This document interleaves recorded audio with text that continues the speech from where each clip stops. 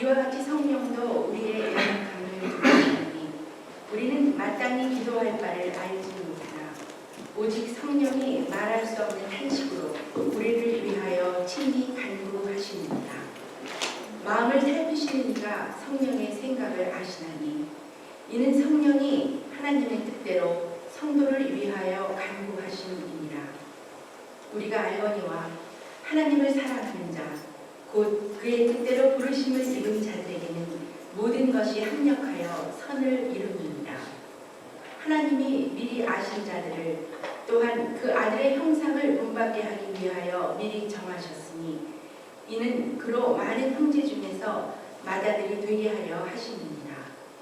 또 미리 정하신 그들을 또한 부르시고 부르신 그들을 또한 의롭다 하시고 의롭다 하신 그들을 또한 영화롭게 하셨느니라. 아멘.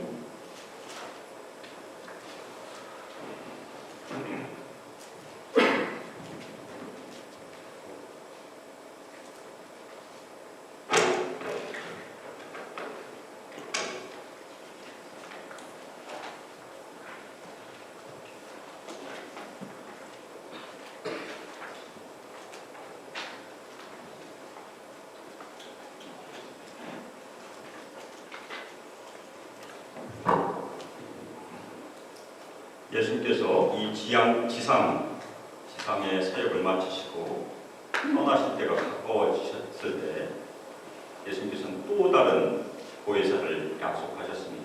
예수님께서 원래 보혜사세요. 보혜사라는 말이 옆에서 도와주시는 분이라고 이해할 수 있습니다.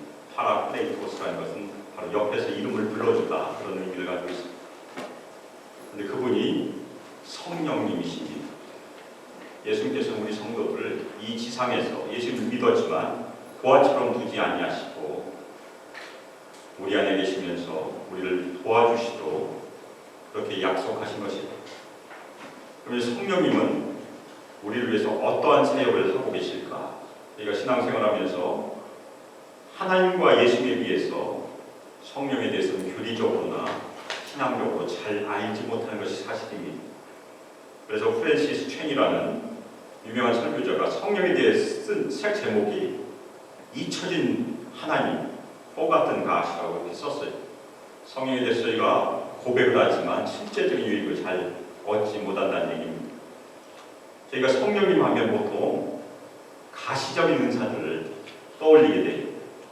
방언이나 병고침 그리고 여러 가지 보이는 현상들을 저희는 성령의 역사로 생각하게 됩니다.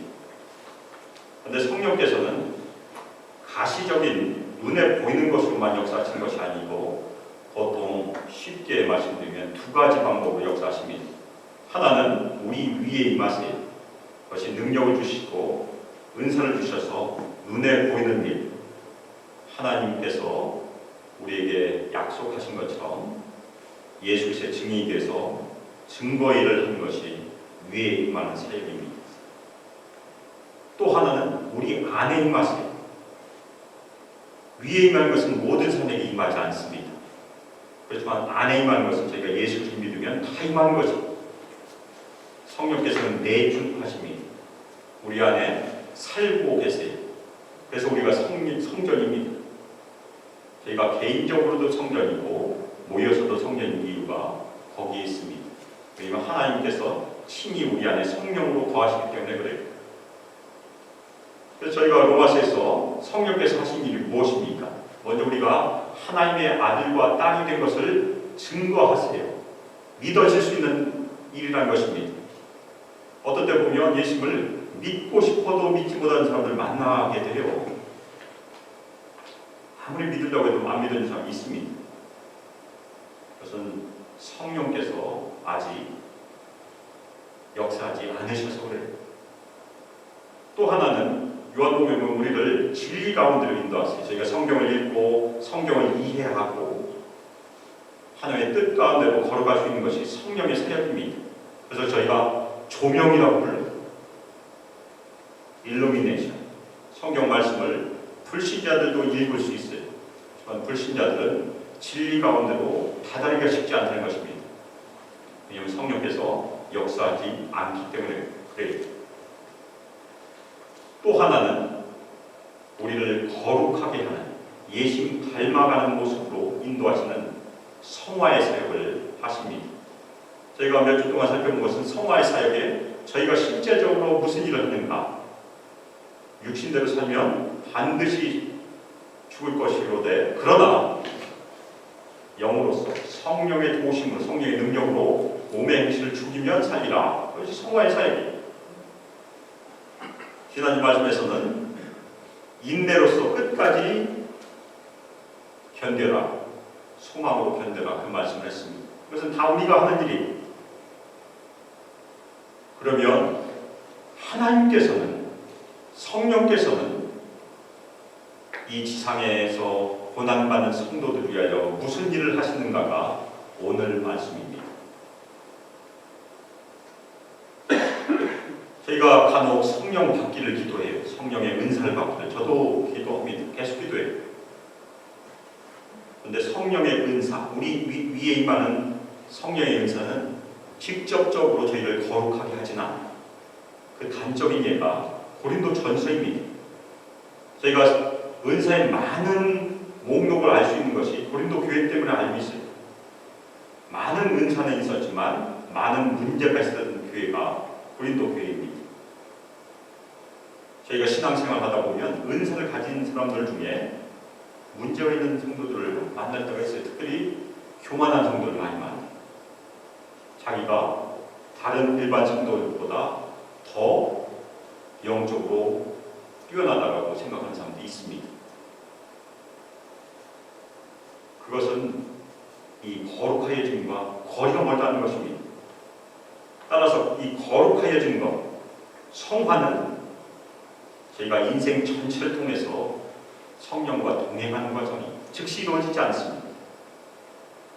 성령의 도우심에 힘입어 끊임없이 인내하고 끊임없이 몸의 행실을 매일 죽이고 자신을 저 사단에게 복종하는 그 여정이 성화의 여정입니다. 우리 몸은 부패하지만 우리 몸은 매일매일 죽어가고 있어요. 매일매일 저희는 죽음을 가까이 다가가고 있는 것이 사실입니다. 부인할 수 없는 사실이에요. 그렇지만 우리 영혼은 나날이 새롭도다. 사도 바울의 고백이 저희가 예수님께 가까이 가면 갈수록 우리는 예수님 닮아가야 되는 것이 성화의 과정입니다. 거꾸로 가면 뭔가 이상해진 거예요. 그래서 오늘 성화의 과정에 성령께서 하시는 일을 사도 바울이 26절에 이와 같이 성령께서도 우리의 연약함을 보신다고 말함으로 시작하고 있습니다. 우리가 열심히 몸의 행실을 죽이고 열심히 인내하지만 우리는 연약하다는 것입니다. 우리가 인내로 기다리고 몸의 행실을 죽일 때에도 우리 연약함이 있기 때문에 그 연약함을 성령께서 도와주신다는 그런 말입니다. 성도는 이 땅에서 성령님의 도우심과 능력을 꼭 필요하는 하나님의 온전하신 능력에 비추어 우리는 연약한 존재입니다. 특별히 고린도 후서 12장에 보면 사도 바울이 자신의 약함을 고백해요. 자신의 몸에서 가시를 제거해달라고 3번 기도했는데 하나님께서 응답을 내 은혜가 내게 족하다. 그때 사도 바울이 낙심하지 않았습니다. 오히려 기뻐하고 자신의 연약함을 통해서 하나님의 능력이 온전해진다고 고백하고 있습니다. 그것이 우리 그리스도인들의 삶이에요. 우리가 연약하다는 것을 인정해야 은혜 받을 수 있습니다. 특별히 연약함을 도우신다고 할 때 이 도우신다는 것은 함께 붙잡다는 얘기입니다. 어떤 짐을 들 때 혼자 드는 것이 아니고 성령께서 혼자 드신 것이 아니고 우리 성도들이 혼자 드는 것이 아니고 성령과 우리 신도들이 같이 붙잡고 든다. 그 얘기예요. 우리가 고난당할 때 우리가 혼자 짐을 지지 않는다는 얘기입니다. 성령께서 같이 짐을 져주세요. 그것이 연약함을 도우신다는 그 말에 포함되어 있는 의미입니다. 왜 성령께서 우리를 도와주십니까? 그 이유를 바울은 우리가 마땅히 무엇을 기도해야 될지 알지 못하기 때문이라고 얘기합니다. 고난당하신 분들이 고난이 심하면 제가 기도하기도 쉽지 않아요. 무엇을 기도해야 될지 당황할 때가 많이 있습니다. 일본의 유명한 기독교 지도자 중에 무츠무라 간유라는 분이 있는데 상처를 했어요. 부인이 돌아가셨어요. 그런데 1년 동안 하나님께 기도하지 못했다는 그런 얘기를 들은 적이 있어요. 저희도 그런 고난에 처할 수 있습니다. 그런데 오늘 저에게 주신 위로가 무엇입니까? 저희가 기도할 수 없어도, 기도하지 못해도 성령께서 우리를 위하여, 우리를 대신하여 기도하신다는 것이 하나님의 놀라우신 위로가 오늘 말씀에 기록되어 있습니다. 특별히 어떻게 기도하십니까? 성령께서 친히 말할 수 없는 탄식으로 우리를 위하여 간구하신다. 그렇게 성경은 증거하고 있습니다.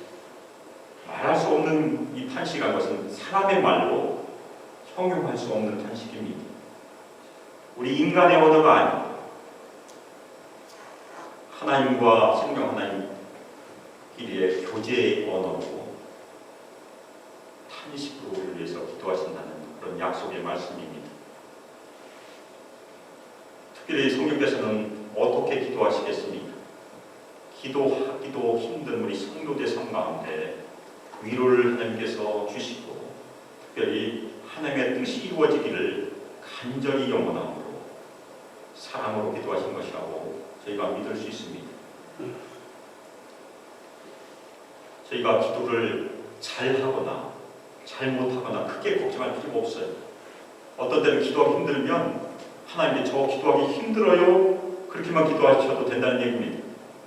나머지는 성령께서 우리를 위하여 우리를 대신하여 기도하신다는 그런 약속의 말씀입니다. 특별히 그 기도의 관계를 27절에서 성령과 하나님 아버지, 성령 하나님과 성부 하나님 사이의 친밀한 관계로 사도 바울은 설명해 주십니다. 마음을 살피시는 하나님께서 성령의 생각을 다 하신다. 그렇게 설명을 하고 있습니다. 마음을 살피신다는 것은 성도들의 마음의 고통을 아시는 하나님 아버지께서 우리의 걱정을 아시고 탄식하시는 성령의 생각을 다 하신다는 얘기입니다. 우리 고린도전서 2장 10절에 보면 성령께서도 하나님의 생각에 깊은 것을 살피신다고 기록하고 있습니다.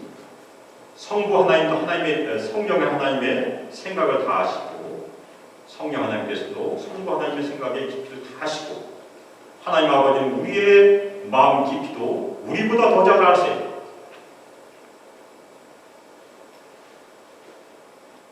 우리 자신이 우리 자신 아는 것보다 하나님께서 우리를 더 잘 아신다는 것이 예수님의 말씀입니다.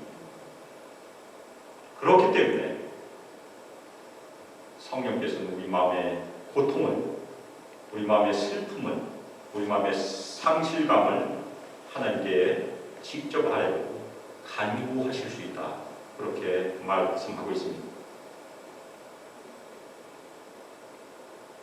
그 이유를 성령께서는 하나님의 뜻대로 성도를 위하여 계속해서 간구하고 계시기 때문이라고 설명하고 있습니다. 우리는 기도하지만 우리의 기도가 하나님의 뜻대로 기도하는 건지 아닌지를 알지 못해요.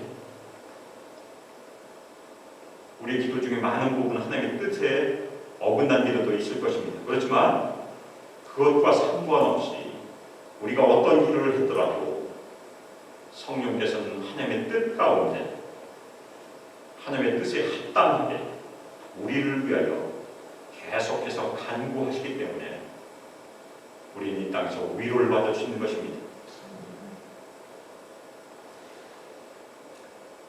성령께서 우리 안에 내주하신 이유가 여기 있습니다. 우리 성도들을 도와주시고 우리 성도들을 진리 가운데로 인도하시고 곁길로 가지 않게 하시고 낙심하지 않게 하시고 궁극적으로 예수 그리스도를 닮은 거룩함으로 인도하시기 위해서 우리 안에 있는 것입니다.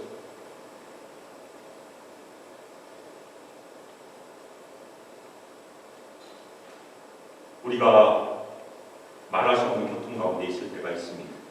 그때 성령께서 우리를 위하여, 성령께서도 하나님이시기 때문에 우리 미약한 성도를 대신하여 우리를 위하여 대신 기도하신다는 것이 오늘 말씀의 약속의 말씀입니다.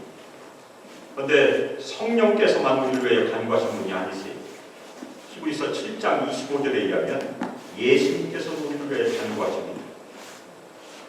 히브리서 7장 25절 그러므로 자기를 힘입어 하나님께 나아가는 자들을 온전히 구원하실 수 있으니 이는 그가 항상 살아계셔서 그들을 위하여 간구하십니다. 히브리서는 예수님을 새 언약의 중보라고 기록하고 있습니다. 우리가 하나님께 나아갈 수 있는 유일한 길이라는 말씀입니다. 또 하나는 하나님께 기도할 때도 예수 그리스도께서 우리를 위하여 중보 기도해 주신다는 그런 말씀입니다. 그래서 오늘 말씀은 삼위 하나님의 친밀한 교제, 성부 하나님과 성령 하나님과 성자 하나님의 친밀한 교제 가운데 우리 성도들이 기도할 수 없을 때, 무엇을 기도할지 알지 못할 때 성령 하나님도 우리 성자 하나님 예수님도 우리를 위하여 우리를 대신하여 중보 기도하여 주신다는 놀라운 위로의 말씀입니다. 이 세상은 확실한 것이 하나도 없습니다. 불확실함이 지배하는 세상입니다. 그런데 우리가 무엇을 붙들 수 있습니까? 확실한 것은 오늘 말씀에 있습니다. 우리를 다스리시며 인도하시며 우리를 끝까지 지켜주시는 하나님을 우리가 소유하고 있어요. 아멘입니까? 하나님이 우리의 기업이 있어요. 또는 오늘 말씀에 놀라운 약속은 우리를 인도하시고 우리를 위해서 기도하시고 또 우리가 기도할 때 능력도 주시는 성령 하나님을 우리는 소유하고 있습니다. 우리 안에 계시기 때문에 그렇습니다. 그래서 하나님께서 우리를 위로하시는 그 놀라운 내용을 28절에서 우리가 안다, 우리 성도들이 다 안다는 내용으로 사도 바울이 한옥쓰는 표현으로 설명을 해주고 있습니다. 우리가 낙심과 고난 가운데 있을 때 무엇을 기도할지 알지 못할 때 성령께서 우리를 위해 중보 기도하시고 하나님께서 우리를 위해 하신 일이 28절에 기록되어 있습니다. 28절은 우리 성도들이 많이 암송하는 구절이에요. 이 말씀을 제가 문자적으로 가능한 순서대로 한번 번역을 해보겠습니다. 하나님을 사랑하는 자들에게는 모든 것이 선을 위하여 함께 일하고 있습니다. 목적에 따라 부르심을 받은 자들에게는 순서가 그렇게 되어 있습니다. 하나씩 살펴보겠습니다.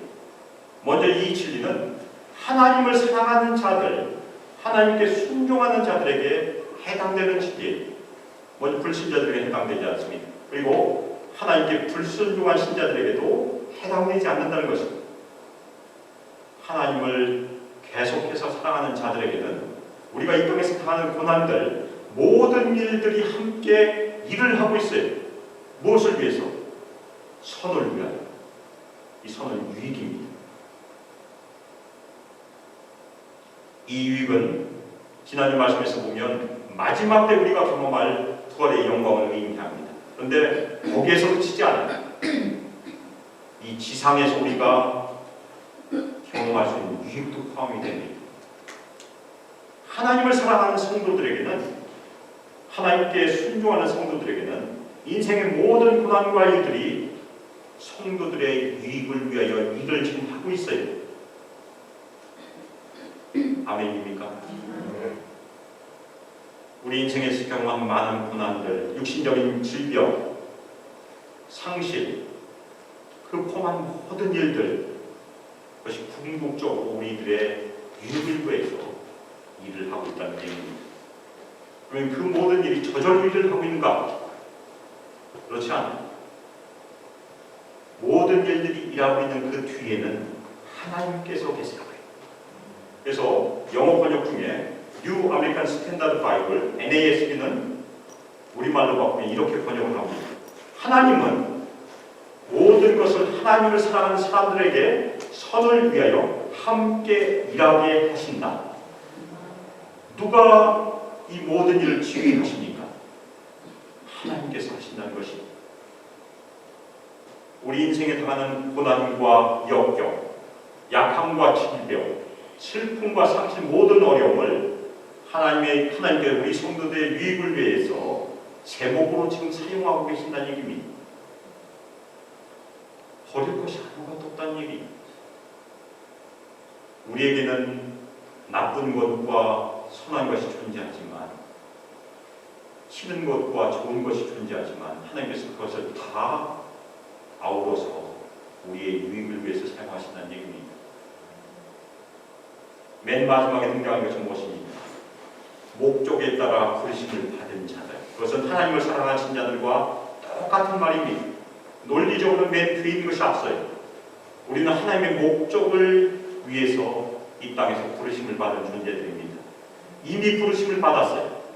그러면 그 다음 단계가 하나님을 사랑하는 단계입니다. 하나님께서는 이 성도들에 대한 고난과 위로의 말씀을 바로 하나님의 뜻에 의해서 하나님의 목적을 위하여 부르심을 받은 성도들에게 해당된 말씀이고, 그 목적을 가슴에 새기고 순종한 성도들에게 모든 것이 함께해서 선을 이룬다고 선언하고 있는 그런 위로의 말씀입니다. 그러면 왜 모든 것이 함께 일을 할 수 있을까? 그 이유가 다음 절에 나옵니다. 하나님께서는 미리 아신 자들을 하나님의 아들의 형상을 본받게 하기 위하여 그가 미리 정하셨기 때문입니다. 저희가 지금 현재 하나님과 동역하면서 일하고 있는 것은 우리의 과거의 삶 가운데 하나님께서 이미 하신 일 때문에 그렇다는 얘기. 특별히 하나님의 목적이 여기 나옵니다. 하나님의 궁극적인 목적은 우리 모든 성도들이 하나님의 아들 예수 그리스도의 형상을 본받게 하기 위해서 고난을 사용하신다는 말씀입니다. 아멘입니까? 특별히 이 미리 아신 자들, 그리고 미리 정하셨다는 것은 똑같은 말이에요. 구약에서는 아신다는 것은 아주 긴밀한 관계, 친밀한 관계를 뜻합니다. 하나님께서 우리를 아셨다는 것은 그냥 우리의 겉모습을 아신다는 얘기가 아닙니다. 우리를 아주 깊이 아신다는 얘기, 언약적인 관계로 아신다는 얘기. 창세기 28장 19절에 보면 하나님께서 아브라함을 택하신 그 구절이 등장합니다.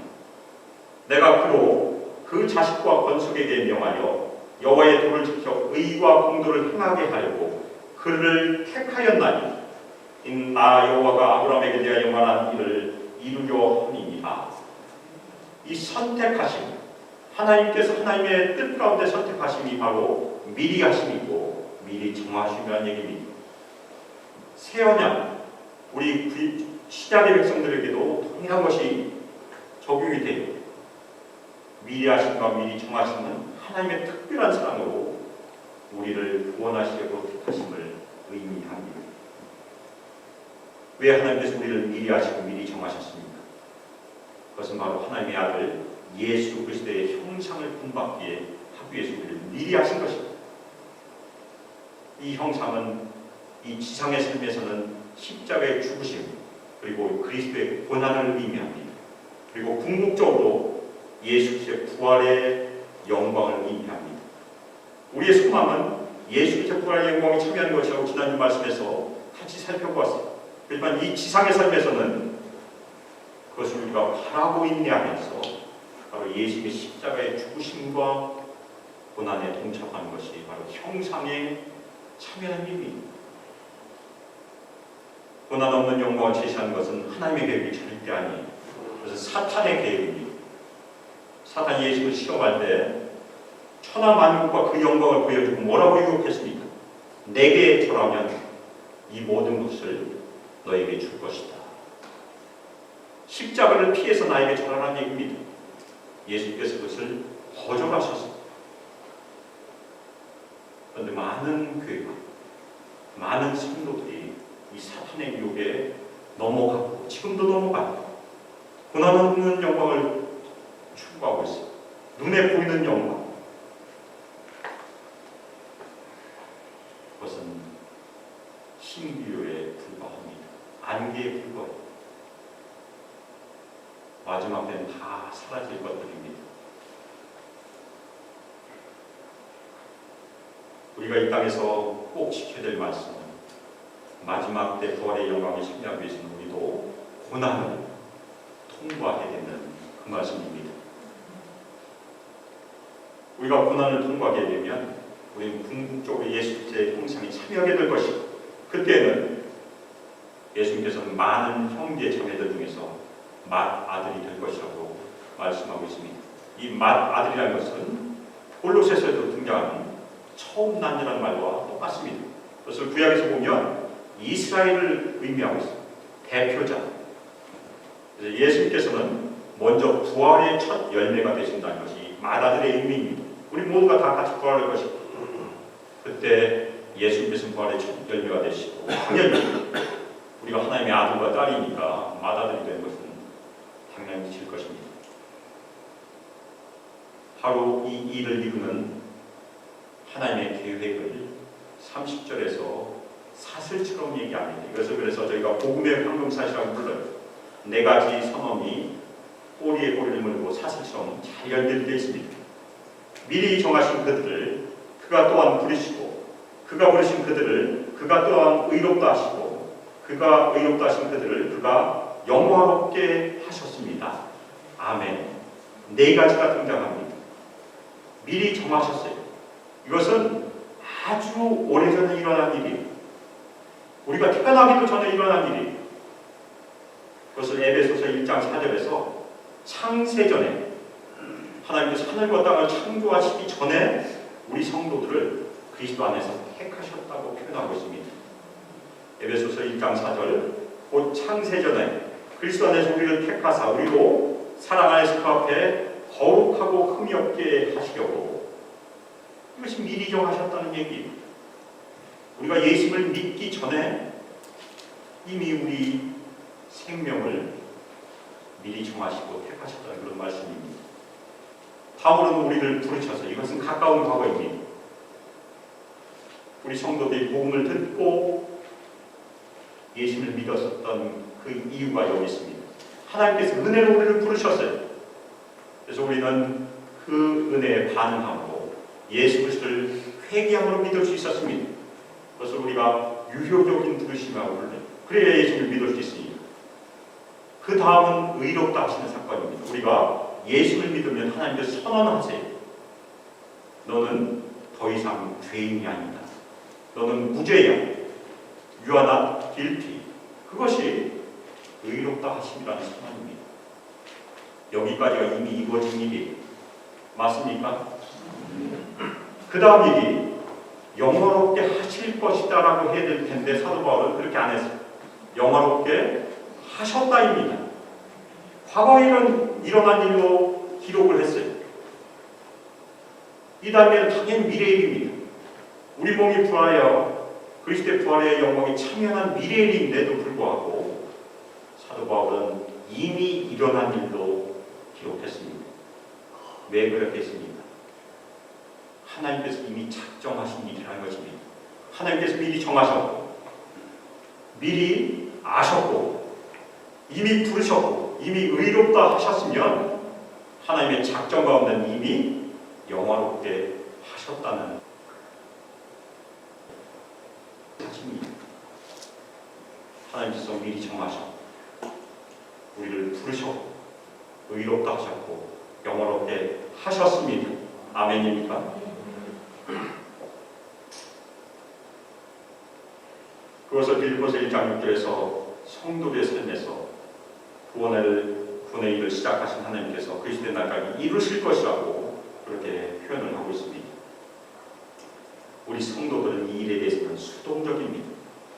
전혀 능동적이지 않은 하나님의 은혜로 하나님의 부르심으로 일하는 일이 바로 이 일입니다.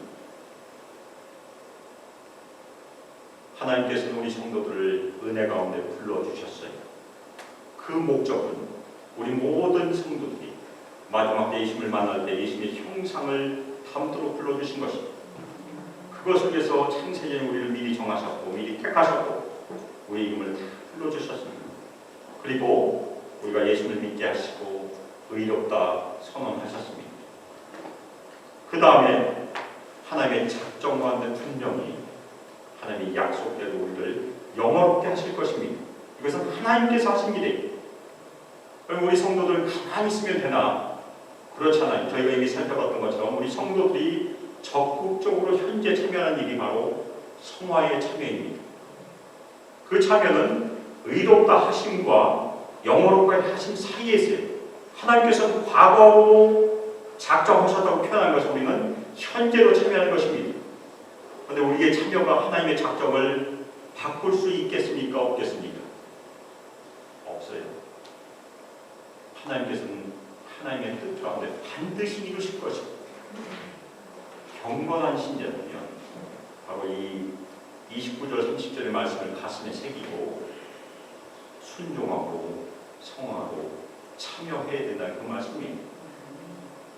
이 성화의 삶은 이미 저희가 살펴봤던 것처럼 매일 성령의 도우심으로 우리의 몸의 행실을 죽이는 삶이고, 또한 사도 베드로가 우리에게 증거했던 것처럼 예수 그리스도의 고난의 발자취를 따르는 삶입니다. 그것이 우리가 이 땅에서 걸어가야 할 삶입니다. 우리는 하나님의 작정하신 목적과 계획에 참여하도록 초청을 받은 하나님의 아들과 딸들입니다. 아멘입니까? 이 땅에서 우리가 그것을 이루는 중요한 목적은 그분의 아들을 닮기 위함입니다. 우리가 마지막 때 그분을 보게 될 것입니다. 그분을 만날 때까지는 이 땅에서 그분을 닮은 모습으로 거룩함을 추구하는 것이 하나님의 계획입니다. 그래서 먼저 우리가 그 하나님의 목적과 계획, 하나님의 아들의 형상을 담도록 계획하신 그 목적을 가슴에 새기고 순종해야 돼요. 우리가 예수님 믿었다는 것은 바로 그 일에 순종한다는 그런 말씀입니다. 두 번째는 우리가 이 땅에서 열심히 주님께 순종할 때 마지막 때 우리에게 상이 주어진다는 얘기입니다. 믿음으로 순종한 종에게는 반드시 부르심의 상이 뒤따른다는 것이 성경에 이런 곳에서 약속의 말씀이 있습니다. 그 중에 하나가 빌립보서 3장 14절입니다. 표대를 향하여 그리스도 예수 안에서 하나님이 우리에서 부르신 부르심의 상을 위하여 달려가노라. 사도 바울은 아마 달리기를 잘했던 것 같아요. 그래서 달리기를 비유해서 설명하고 있습니다. 특별히 고린도전서에 보면 이 부르심의 상이 더 엄격한 말씀이 기록이 되어 있습니다. 열심히 뛰면 누가 상을 받습니까? 1등만 상을 받는다는 것입니다. 물론 2등이 구원을 못 받는다는 얘기는 절대 아닙니다. 하나님께서 원하신다는 것은 열심히 끝까지 표대를 향하여 하나님의 목적을 이루도록 1등을 하도록 우리 모두를 다 부르셨음을 가슴에 새기실 주님의 이름으로 축원합니다. 또 하나는 우리는 예심을 간절히 바라는 소망을 가지고 있습니다. 예심을 만나기를 소망하고 있습니다. 예심이 어떤 모습인지 우리는 본 적이 없어요. 간혹 환상 가운데 보신 분들이 있겠지만 대부분은 저희가 예수님의 얼굴을 보지 못했습니다. 하지만 마지막 때는 우리가 얼굴과 얼굴을 마주보게 될 것입니다. 아멘입니까? 우리는 그런 소망을 다 가지고 있습니다. 그래서 요한 1서 3장 2절 3절에 보면 그런 소망을 가진 성도들은 이 땅에서 그분이 나타내심을 간절히 소망하고 그분이 이 땅에 나타나면 그와 같은 줄을 소망하고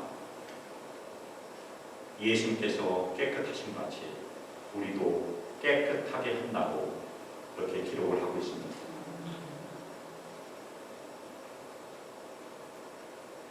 우리는 이 땅에서 고난 가운데 있습니다. 고난은 피할 수 없는 일입니다. 그렇지만 그 고난을 우리의 혼자의 힘으로 통과하도록 내버려 두신 것이 아니라는 것이 오늘 말씀에서 주시는 놀라운 위로입니다. 성령께서 우리가 탄식할 때, 우리가 기도할 수 없을 때, 무엇을 기도해야 되는지 전혀 할 수 없을 때 우리와 함께 하시고 우리를 도와주시고 더 나아가서 우리를 위해서 우리를 대신해서 기도해 주신다는 놀라운 약속의 말씀입니다. 그 성령님을 늘 의지하고 성령의 도우심을 직접 구하고 주님께 나가시기를 주님의 이름으로 축원합니다. 또 하나는 우리의 성화의 과정은 온전한 순종을 요구합니다. 저절로 되는 것이 아닙니다. 하나님의 작정은 이미 이루어졌지만 제 순종은 하나님께서 우리에게 요구하시는 중요한 일입니다. 그래서 이 땅에서 우리의 주님 되신 예수 그리스도의 온전한 순종을 드리시기를 주님의 이름으로 축원합니다. 그리고 이 지상의 삶에서 당하는 모든 고난이 우리를 예수 그리스도의 형상을 담게하는 주님께서 사용하시는 제목임을 믿으시고 늘 위로를 받으시고 주님 안에서 기뻐하시기를 예수 그리스도의 이름으로 축복하며 기도합니다. 그래서 우리 모든 수많은 성도들이 마지막 때에 다 예수님을 만나게 될 것입니다. 앞서거나 뒤서거나 먼저 가거나 뒤에 가거나 다 만나게 될 것이에요.